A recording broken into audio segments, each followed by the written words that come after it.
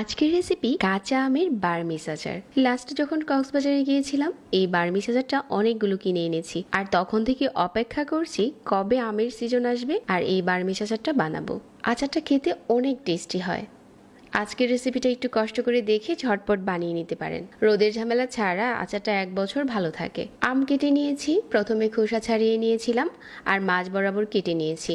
এমন টাইপের আম নিতে হবে বার্মিস আচারের জন্য যাতে আটিটা একটু শক্ত হয়। তারপর হচ্ছে এরকম করে স্লাইস করে নিতে হবে। স্লাইসগুলো কিন্তু খুব বেশি পাতলা হবে না। স্কিনে যেরকম দেখতে পাচ্ছেন আমি যেভাবে করে কেটে নিচ্ছি এরকম করে স্লাইসগুলো করে নিতে হবে। আটি একটু শক্ত হলেই আচারটা বানাতে বেশি সুবিধা হয়। তো এখন হচ্ছে আমের স্লাইসগুলো করে নেওয়া হয়ে গেছে। 1 কাপ চিনি দিয়ে দিচ্ছি। আমার এখানে আম ছিল প্রায় 1 কেজির মতো।